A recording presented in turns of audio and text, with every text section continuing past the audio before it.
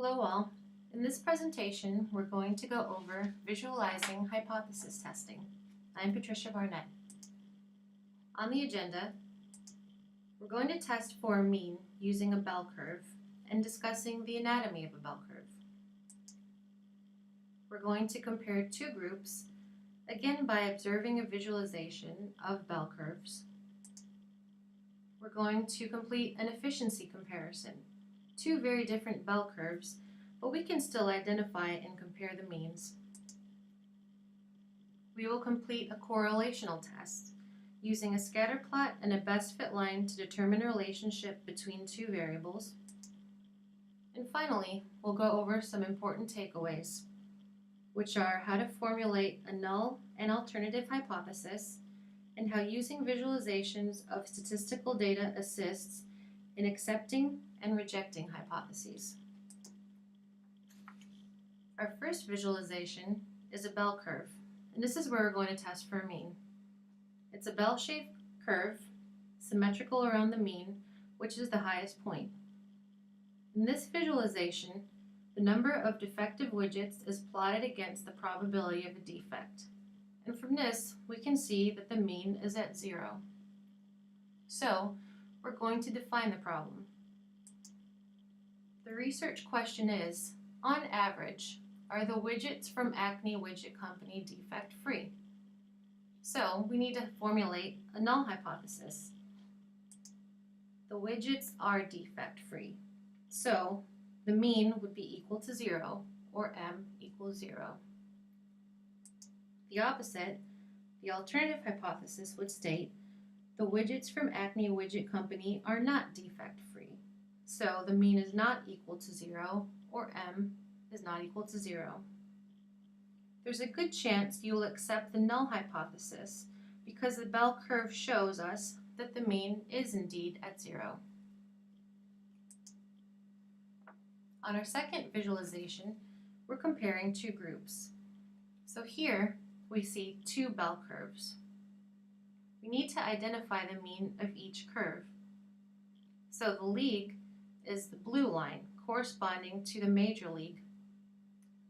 The average is roughly 0.375. As you can see, it's in between 0.35 and 0.4. The red line, corresponding to the minors, has an average of about 0.29. Given this information, we can ask the following research question.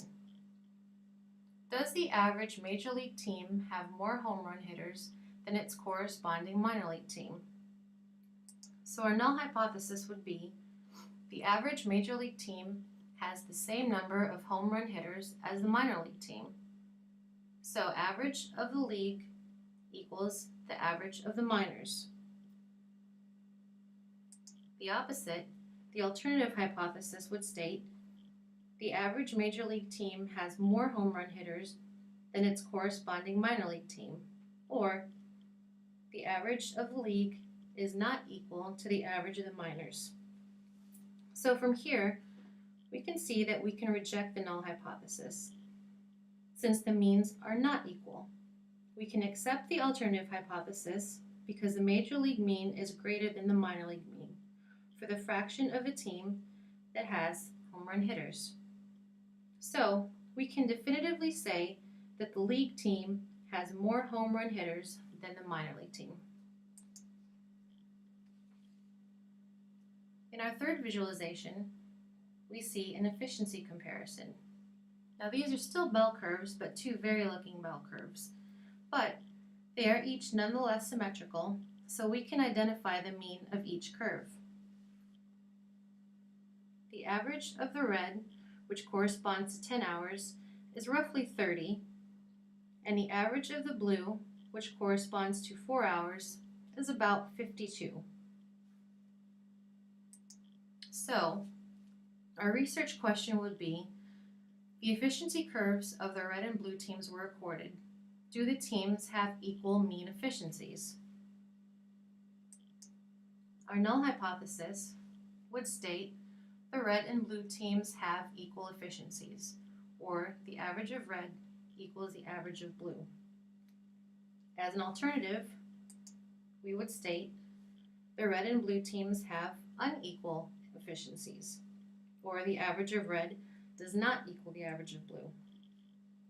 It's pretty clear from just visualization that we can reject the null hypothesis because the means are clearly not equal. So it's pretty safe to accept the alternate hypothesis. In our fourth visualization, we have a correlational test. From this, we can see a scatter plot, which plots miles per gallon against van weight. Each van is a dot. So we can see that a German study tested how larger vans utilize gasoline. One of their analyses plotted miles per gallon, or MPG, versus the weight of the various vans in the study.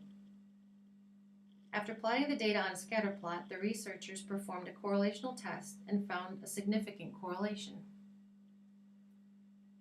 So, we can see that as a van has a higher MPG, they tend to be lighter, or likewise, as a van tends to be heavier, they tend to have a lower MPG. The line that we see on this graph is the best fit line. So as a vehicle is heavier, it makes sense that it would require more gas to operate, so we can expect to see a correlation. So the important question, is there a correlation between a van's weight and its MPG?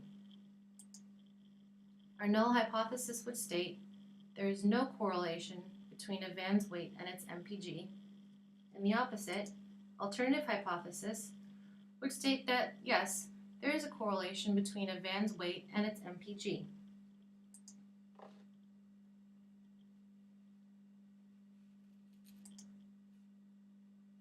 So from this, we can reject the null hypothesis. Just by visual inspection, we can see roughly the same number of dots above and below the best fit line. So, it's safe to say that we can accept the alternative hypothesis that there is indeed a significant correlation between a van's weight and its MPG. So our important takeaways. In creating hypothesis tests, the null hypothesis is set up to be rejected and is presumed to be true until a statistical test proves otherwise. Our second takeaway is that the alternative hypothesis is the opposite of the null and states a relationship between two variables or indicates differences between groups. In using visualizations, we can see that a bell curve indicates a hypothesis test is possible, and if it's symmetrical, the highest point is the mean. Another takeaway is that the best fit line on a scatter plot is indicative of a correlation between two variables. So a near equal number of points above or below the line indicates a strong correlation. Thank you for watching, and please let me know if you have any questions in the comments.